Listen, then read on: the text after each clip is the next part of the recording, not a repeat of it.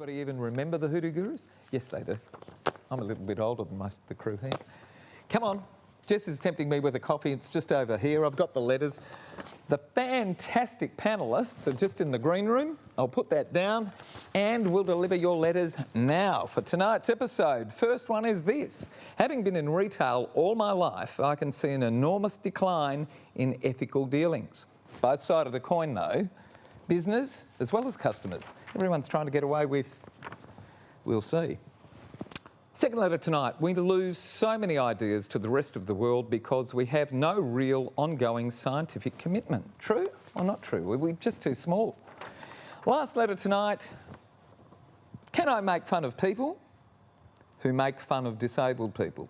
I think we can. We'll see what the panellists have got to say. Sweet and sour, terrific lineup, starting right now. Don't go away. Got a problem, big or small, would a miracle be nice? Our motley crew is back, churning out advice. You might even laugh a bit in the following half hour. Park your backside on the couch, cause baby it's time for Sweet and Sour. Right here on Sweet and Sour. Pour some sugar on there, baby. It's time for Sweet and Sour. How's about some chili? It's time for Sweet and Sour. Good clapping. Good evening, everyone. Welcome to Sweet and Sour. Gary Mitchell with you for the next, hopefully fun-filled tonight. 30 minutes coming up. First up tonight, you met him last week. He's back with us. One of your favourites. Hello, Bid. Hello, how are you? I'm good. I love that shirt, sir. I know. Look, I spent the whole week just sitting at home watching my suits go out of date. So I thought I'd wear a bright shirt, cheer myself up. Beer on there. It does. It's all beer. It's all beer. Mary, my wife makes these. So. Actually, beer wouldn't go astray at the moment either, would it? Never mind. Can we say that? Yeah, we can say okay. that. Have you enjoyed your week in Perth? Back in Perth? Yes, I have. Yes, I have. Yes, it's better than cold old Melbourne, isn't it, at this point in time? Yes, it's been a bit cold here and rainy, but you know what? Nothing compared to the cold over there. Nothing. I know. My Olga lives in Melbourne. I go over there and miss the sunshine in Perth when I go to... Hello, Olga. I love you, my darling. Melbourne? What's your favourite city in Australia? Well, actually, Hello, Suzie. hello. After travelling quite a bit in the last 3 months, I am loving Brisbane. Really? I love Perth, obviously, but I love Brisbane. I love it. Yeah, I've always liked I'm not Brisbane. a great fan of Adelaide. You know what my favourite city in Australia is? What? I'm very biased. The sunshine. I love Perth. Oh, well, I just love love it. Perth because Yeah. I'm from Perth. But when I was a kid, I just wanted to get out yeah, of Perth. same. But that, and now, do you know what? That's our generation. It was like this monocultured, closeted little... wanted to get out. And I wanted to get out straight away. As soon as I finished uni, out of here. Suresh, what's your favourite city in Australia? Would have to be Hobart.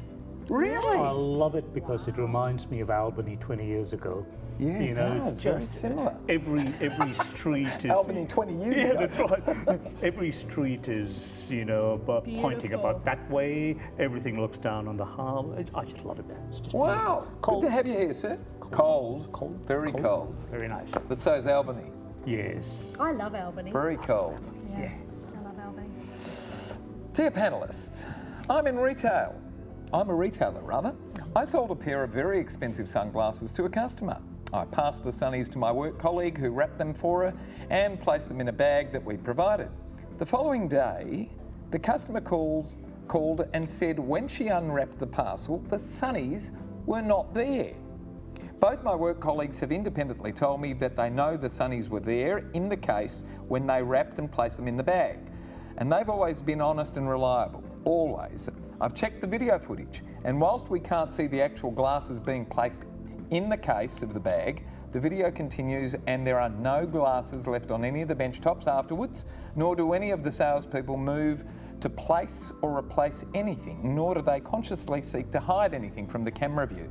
The glasses are gone, and logic says that they've been placed in the case, in the bag. Only a magician's trickery could have had them placed anywhere else. She's claiming that we didn't place it in the bag and wants the very expensive glasses replaced immediately. So what would you do? Is the customer always right? Having been in retail all my life, I see an enormous decline in ethical dealings with customers. For some reason, many customers think shopkeepers make millions, but we struggle daily while big brands ruin the market. What would you do? Martine of Norwood in South Australia. Suresh, What would you do? Is the customer always right? Look, in this case, I would have to say no, but my response would be, I probably sold a pair of glasses for about $800 or $900. I'd book a flight to Bali, buy a cheap imitation, and give it back to her. that would be Beware probably the of only. cheap imitations. That's it, and hope that she doesn't realise it. No, look, I would argue that we've got the video footage. We've checked that. I'd have to say that the customer is not going to be successful with me. Not going to be successful with you. Is there an ethical decline, Suzie? I think there's an ethical decline. I think the way that people treat each other, you know, even when you're in the supermarket, you just see how people are so rude to the people that are serving. I definitely an ethical decline. I do think for Martine though, the difficulty is that she could say, no, we've got evidence that it's not happening. And even if she, you know, she may give her the glasses, but the reality is that if she says no and this person wants to put her in a pickle, she goes on social media, she damns her, and that's the problem. And that's the problem. So she is going to be damned either way. And in some ways, reputational risk is just such a terrible thing that do you just give her the glasses?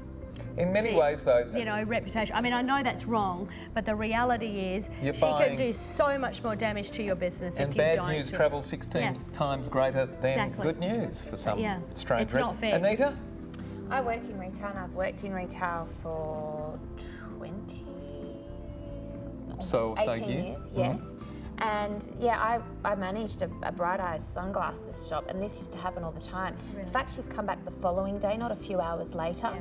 She's lost them, or she's misplaced them, or she is doing a dodgy, especially with really expensive sunnies. Back then in the day when I was working there, that was a common thing that people would do, was buy sunnies, then say, oh no, I've lost it, get another one, and then they would sell them to make money off, you know, the black market. And the customer isn't always right, and there is, it's only as of recent, Myer and David Jones are actually putting into place now programs which are actually protecting the retailer now, not the customer, because the abuse that, the amount of girls that, I'm still in Myer and David Jones casually working, and the amount of times that I see staff off the floor in the toilets crying because they have been abused by these customers for no reason at all is just shocking. Yeah, we don't look after the other people on the other side of the counter anymore. People go and buy a dress, they go home, they wear it out, and then they go, actually, I don't want this dress back. And shoes. It's like, how is that even appropriate? And they brag about it over coffee with their mates as well. It's disgusting. Bid, last word. Look, everybody's really said it. I take Suzie's point. Reputational damage is the danger here.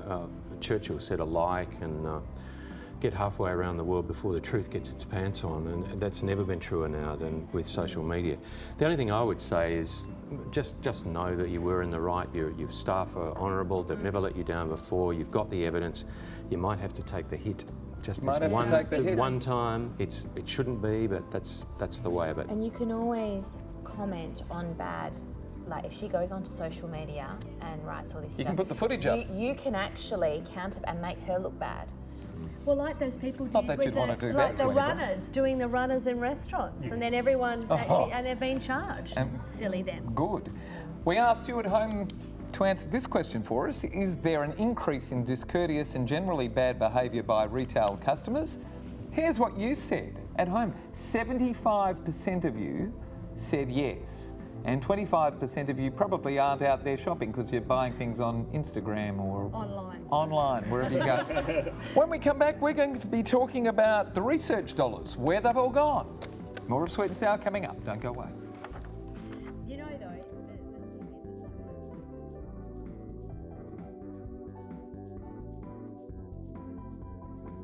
Time for Sweet and Sour. Right here on Sweet.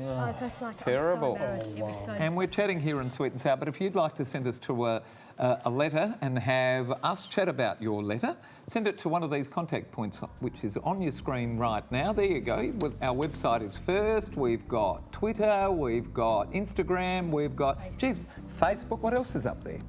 Gosh, I don't know half of those. What is Snapchat? Snapchat. Oh, Is that silly Snapchat old as well? You know, amazing. And for everyone that does send us in the letter that we do discuss with our panellists, we're going to send you to the movies courtesy of our lovely Natalie Cameron, who's now a mum to 2. Believe it or not, our little Adam was born not so long ago. So hello to Natalie out there, and hello little Adam.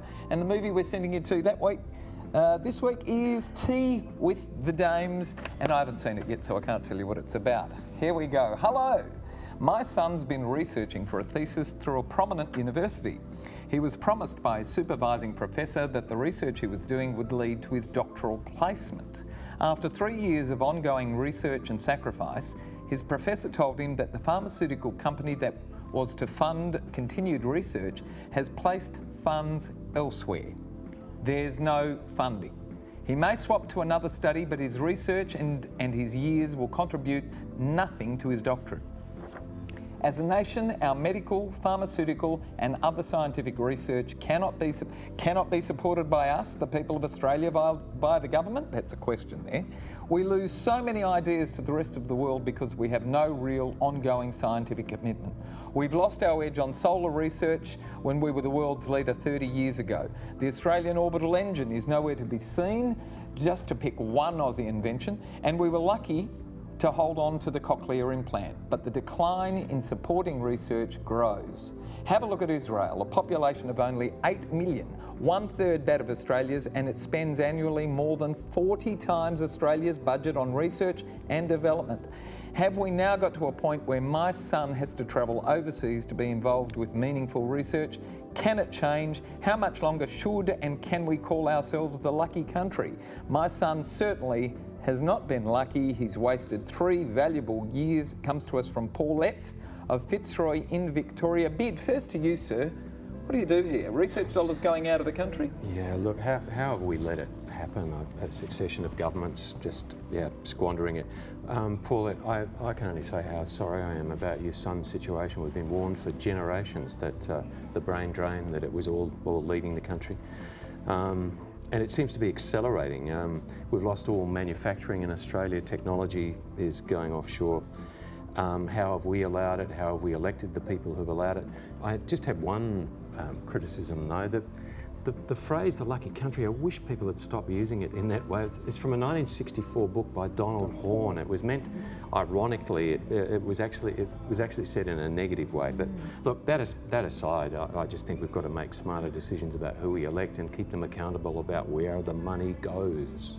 Just a little story. I met Professor Horne all those years ago. He's passed on since, and I met his wife Bafanoy as well, and he was a marvellous character because he was well and truly into the Republican movement. And, you know, the usual throwaway line, I said, "Are we still the lucky country?" And he said to me, "Oh, fuck off." Anita, sorry. Oh, my heart breaks for her son. I mean, so what happens now? He has to change study, so he's lost He's that lost 3 years and all the time. Can he get employment from all that study he's done? Probably not. Well, he might get employment, but he's certainly not going to get any runs on the board for his doctorate. That's just, I would be absolutely mortified. That's what happens now. You have to go commercial for your dollar, for your research dollar. And from my understanding, pharmaceutical companies have actually changed how they give out money. You have to have runs on the board with your research proposal and get to a particular level before they'll say, right, we'll pick you because you've actually done half the work.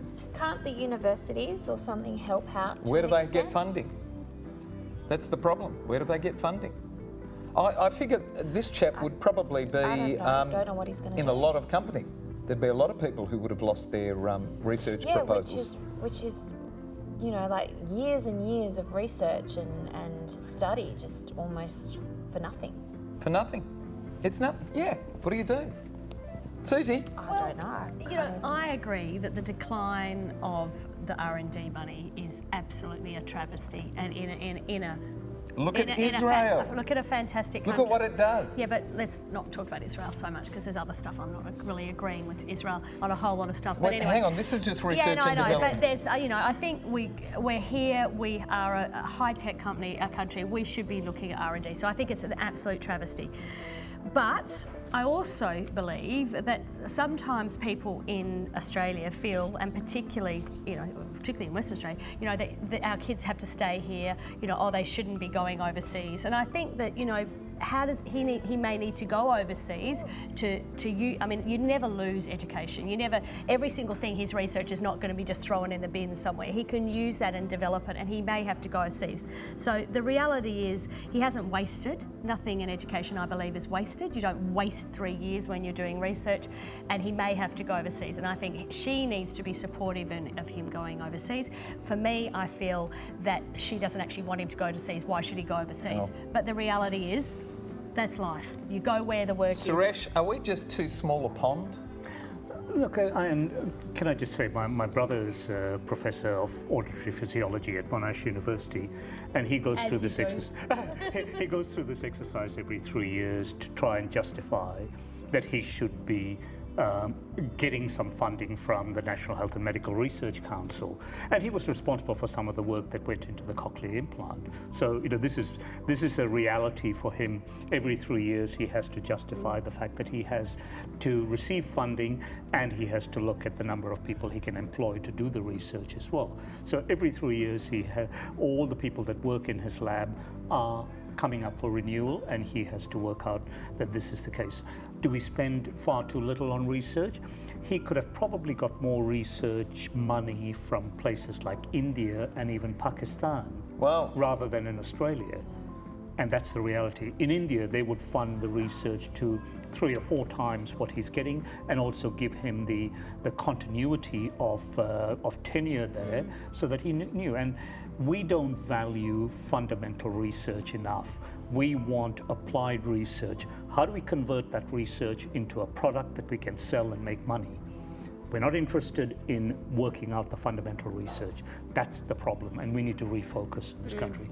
We asked you people at home this question to answer for us. Should Australia be doing more to encourage more homegrown scientific research if we are to maintain the status of the lucky country?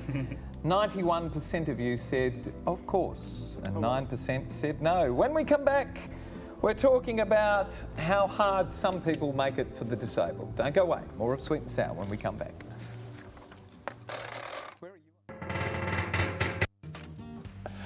I think that Gary Mitchell is fast becoming the Kyle Sunderlands of community television.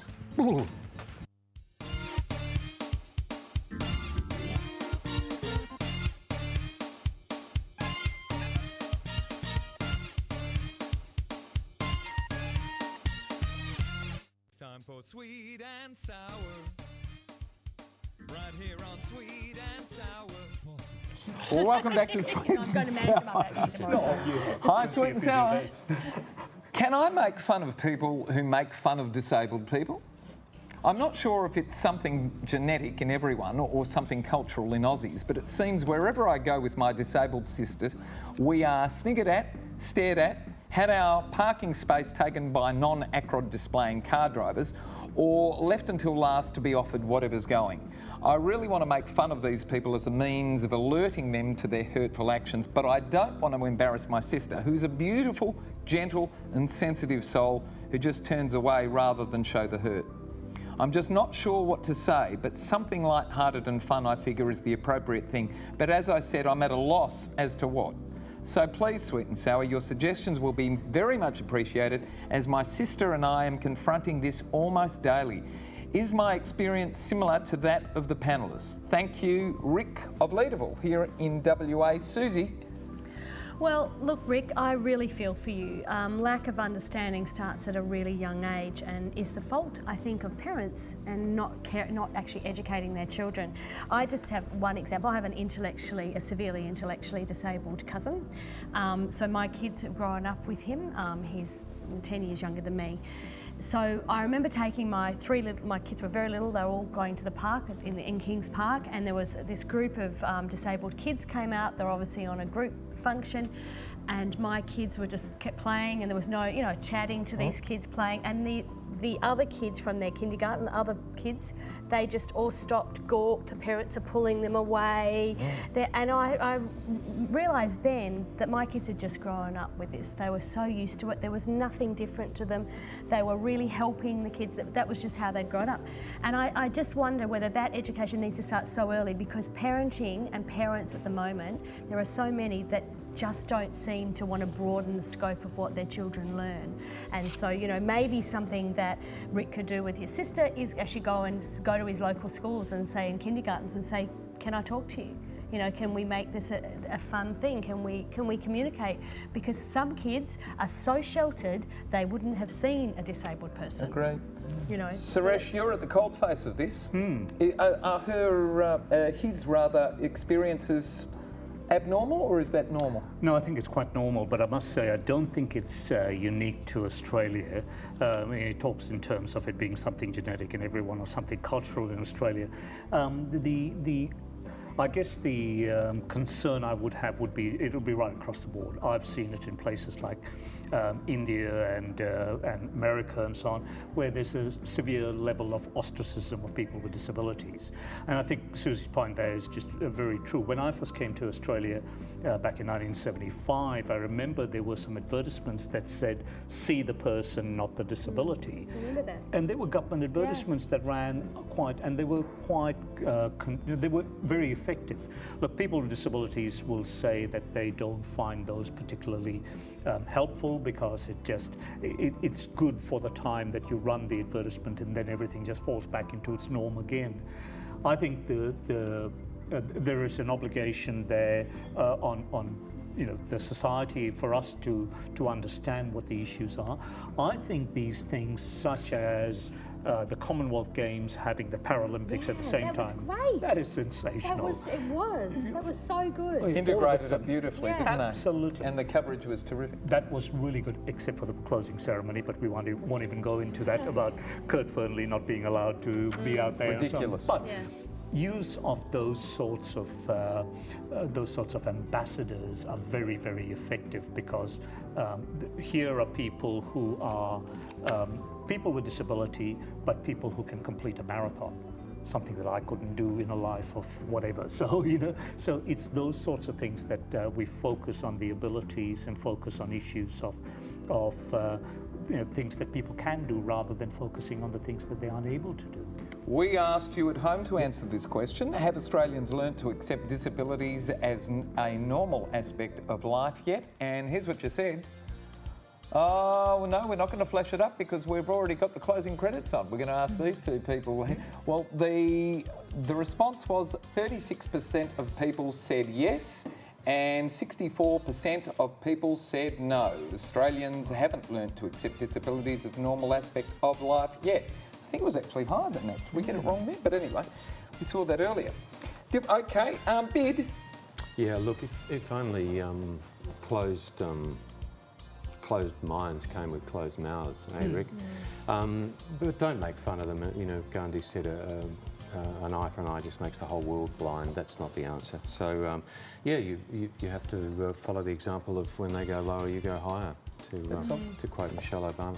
Yeah, Anita, we're getting better though, aren't we? We are getting a little bit better. It's a slow and process, just but we're Susie getting said, better. It comes back to the parents and it comes back to education, and that's a great idea. If she wants to make a change, go into the schools or provide free, out in the streets, busking in a way where they can actually educate and just talk to people about what the situation is and how. I think fear. Just respect everybody, really. Just, Learn to question respect mark. Everybody looks quizzically. Yeah. We are getting better, hopefully. Are we? I think we are. We think we are? Final word, we think we're getting better. We've got a lot of work to do though. Bid, terrific to have you here, sir. Thank you. Anita, fantastic. Keep warm in Melbourne. Yeah. Rottnest? Oh, it's For the going winter? well, doing well. I love Rottnest at winter. It's my favourite time. Beautiful. Suresh, terrific to have you back, sir. Good to be back. Will you come back soon again for us? Only if you ask nicely. I'll ask nicely. I always ask nicely, I hope. Anyway, thank all of our wonderful panellists. Thank our terrific crew for putting the show together. And thanks for having us all at home tonight, Australia. Good night, everyone. This is where you want. Bye-bye. See you next week. Sweet and sour. Good night.